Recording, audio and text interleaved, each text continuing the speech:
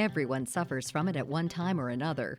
It's that tight feeling in the chest, the racing heart, the nervous feeling that can hit all of a sudden or build slowly throughout the day.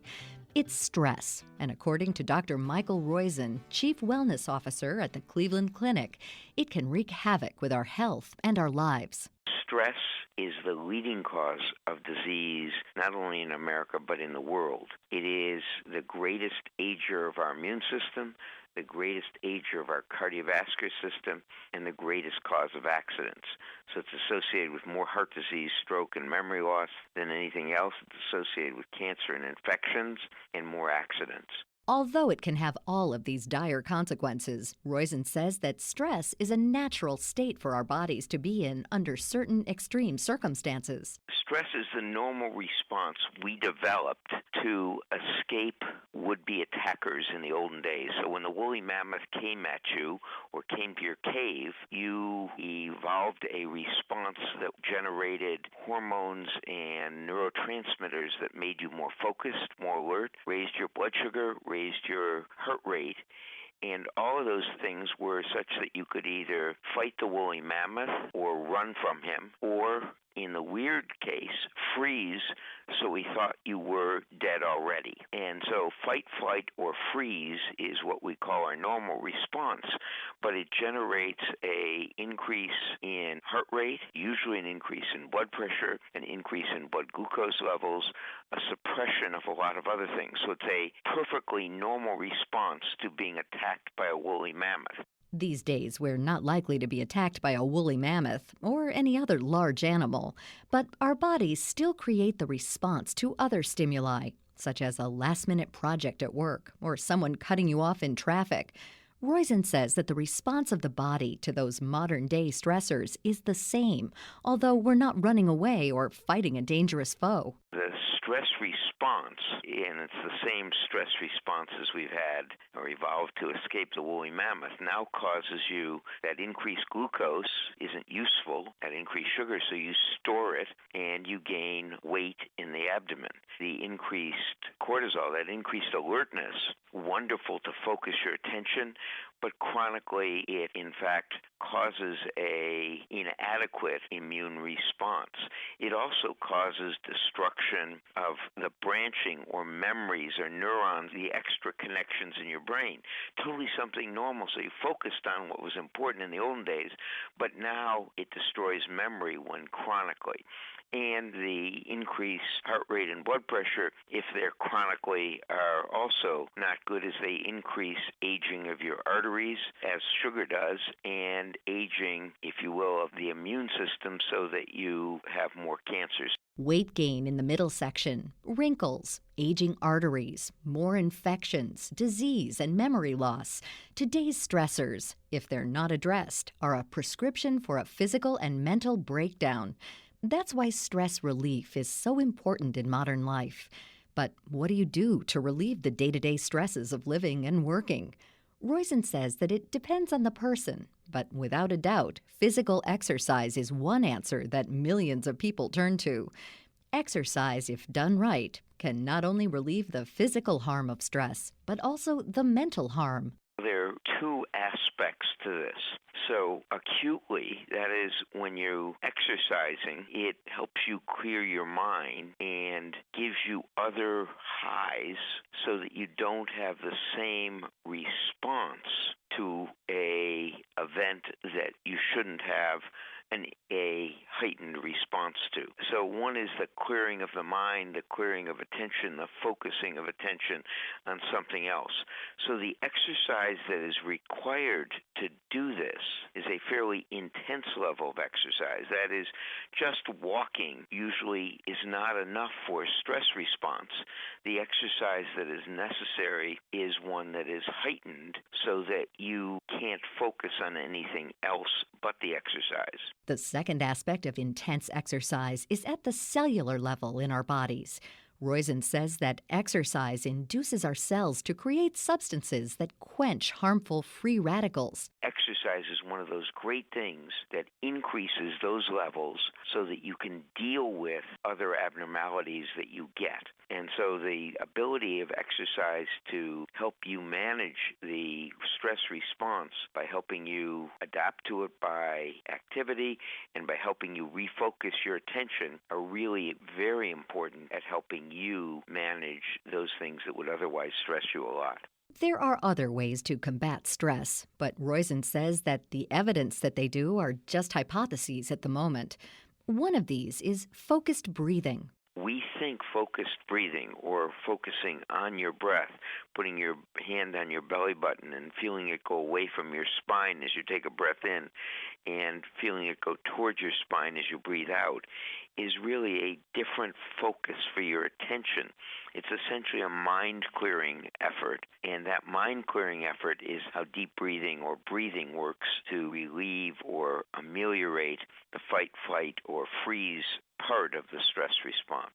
Other treatments for alleviating stress, such as touch and aromatherapy, have only anecdotal evidence to back them up, but the people who use them swear by them. Roizen says that our sense of smell, though, is the only sense that's connected directly to the brain. The aroma itself, your nerve from what we call your olfactory nerve, your smell nerve, goes right from your nose essentially to your brain. It's a direct connection. It's the only one that has that. And that direct connection speeds the sensation of the odor and we think also calms other areas of the brain directly.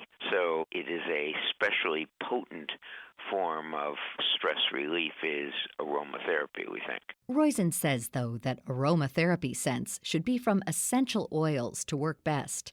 Touch is another way that people relieve stress, but again, there is no hard medical evidence for why it works. We really don't know what it is about touch, what it is about massage, what it is about a number of the things that actually makes your response to stress both much less and much less damaging to you, meaning you feel it's much less of a stress, and it is, from a physiologic standpoint, much less of a disturbance to your physiology, much less of likelihood to cause a health effect. So is it the actual reversion of concentration to something else? We aren't sure of that. Many of Nancy Rothner's clients are sure about touch and aroma for relieving stress. Rothner is a clinical hypnotherapist and creator of Pinch Me Therapy Dough and the accompanying book, Stress Relief in a Pinch. She says that her dough is something she devised that's easy for her clients to carry around with them and also pleasant to use when they feel stress coming on. It's real light and simple to use. It's a moldable clay infused with aromatherapy, and we've put in the top spa quality oils to have the texture, the residual texture on the hands be very soothing and calming. And I guess as far as how or why it works, what's happening simultaneously would be a few things. When someone, say, grabs a piece of the Pinch Me, and men typically take out the whole container, women often a smaller amount, but whatever amount is comforting, to just take a piece and begin to knead it through your fingers. When someone is around a scent that they like, there is a reflex in the body, and that's to shift to have a fuller open breath. It's not something you have to think about. It's just a reflex in the system, and that fuller open breath is one component of guiding one towards stress relief. Typically, when we're stressed, our breath is going to be tight and shallow. When we're around any scent that we like, we're going to shift and have an open breath. There have been no medical tests that show how the dough relieves stress, but Rothner says her clients' feedback after they use it is positive. She says that because it's portable, many different types of people use it when they're in or anticipating being in a stressful situation.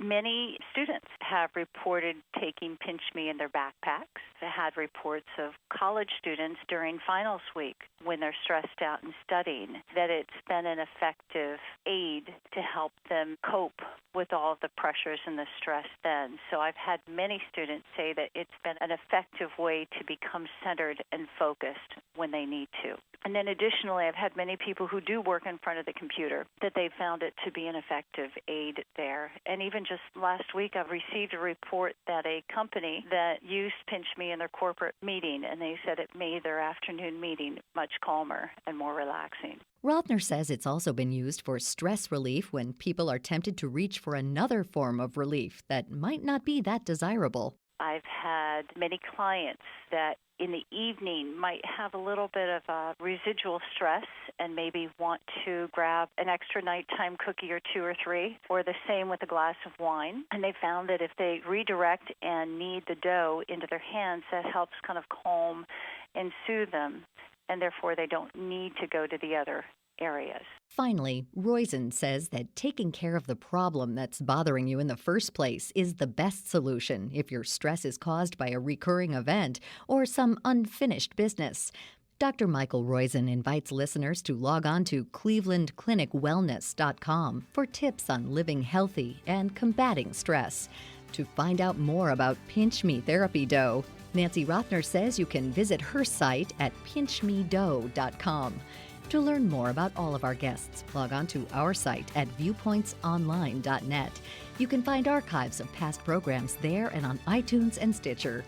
Our show is written and produced by Pat Reuter. Our production directors are Sean Waldron and Reed Pence. I'm Marty Peterson. When it comes to health insurance, understanding what you'll pay for covered services, prescriptions, and supplies is important, especially if you have a chronic condition like diabetes. Now, there's a new tool to help people with diabetes save money on test strips. Know My Copay is a website and nationwide telephone service that tells you the lowest copays for the top 5 brands of diabetes test strips in the market based on your individual health plan. Here's consumer advocate and nationally syndicated columnist Jim Miller. Figuring out health coverage can be confusing. Know My Copay is a valuable free service that can help people maximize their healthcare dollar. By comparing the out-of-pocket cost of the various diabetes test strips available, people can make educated decisions about the products they use.